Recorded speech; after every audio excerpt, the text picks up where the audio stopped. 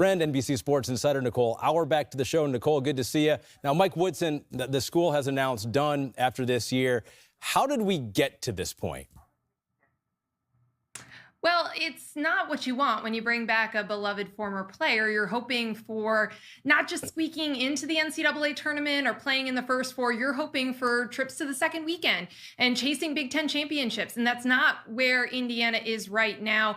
A lot of people wondered if the Hoosiers would move on from Woodson at the end of last season. They gave him another year and they went all in on NIL, got big name transfers, and it didn't work out. And at this point, you could say you've given him all the support and all of the resources that he needed, and he wasn't going to be the guy to get it done. It's going to be awkward, of course, for him to coach for the rest of this year. We already know he didn't address it directly after their game over the weekend, but that's what happens. It's just awkward when it doesn't work out with one of your own.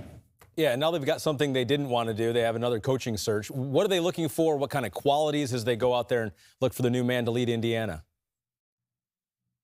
Well, the checklist is pretty obvious. You want someone who embraces the modernization of college basketball, not someone who's reluctant or complains about using the transfer portal, but really embraces it as an important piece of roster building, understands that revenue sharing and NIL are part of the game these days. They're going to be looking for someone with head coaching experience. Doesn't matter what level. There's no deadlines on making decisions because they just need the right guy. They need someone who can handle the spotlight and the fishbowl nature of this job and understands the past, but really embraces the present and future of college basketball. All right, so we're not going to let you leave, Nicole, without throwing some names out there. Possible names. I don't know if you're hearing anything yet, but who should we be thinking? Who should be on our radar for potentially leading Indiana?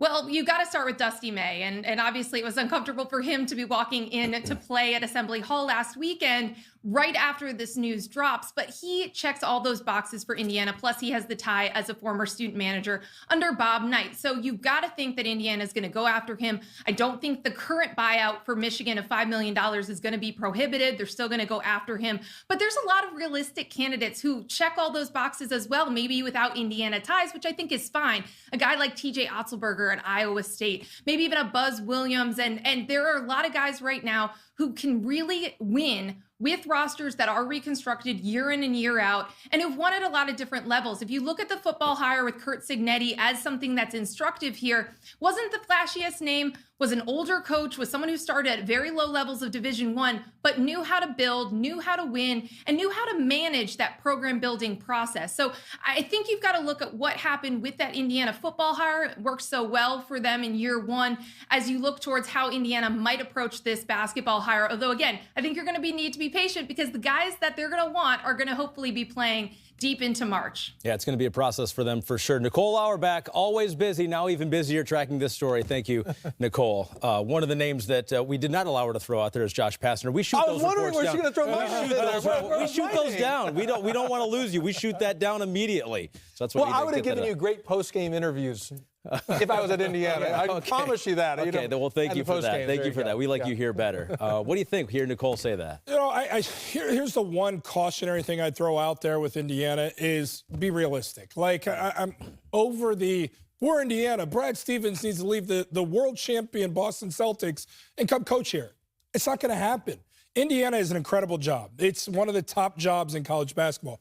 But this is not 1990 even. This is not 2000 even. It's not where a guy, let's say, a Scott Drew who's at Baylor, is going to say, I'll leave the awesome thing I've got going here, the great NIL, a community around me that believes in an opportunity to win, and leave just because it's Indiana. A lot of guys are fortified in great spots. They're not just going to leave because Indiana's going to come calling. So they need to do their due diligence. They need to get a guy who they believe can build their culture up, who can have an identity, who can understand what comes with the job. And like Nicole was saying, roster reconstruction. It's the reality of the business. You're going to have to work nonstop round the clock to keep this thing at a high level because expectations at Indiana, Coach, they're huge. They're huge. Let me just say this. Look, in the end, I mean, no coach is as good as they say they are or probably not as bad as they say they are. You're somewhere in between because it's a player's game. The player's got to put the ball in the basket. I mean, the coach has got to put them in positions to succeed and motivate and inspire and do all the tactical stuff. But in the end, the player's got to produce. That all being said, what's different in today's climate is, and you know this, Jordan, you recruited at a high level. if you were playing today, I don't know if Indiana's coming in your home, if you're like, hey, that makes you excited or not, or enthused, because it's going to come down to a financial decision. Because you're right. Everyone's on television. Everyone can get exposure. Anyone can go to the NBA from any program in this day and age. So my question to a guy like you who was recruited at such a high level, would it in today's climate, doesn't Indiana excite you as much as another school in the Big Ten? And it's not, because it's not about the name on the front of the jersey anymore. It's a great question, Coach. Here's where it does to me. If that was my son who's lucky enough to be recruited by Indiana, I'd say, look at them on a Tuesday night, look at them on a Monday night, look at them on a Sunday night. The place at Assembly Hall is always going to be packed. That's right. Those fans care. That is the pro team. It's a global, it's a countrywide brand. It's a brand with a ton of history, and those fans are crazed about it.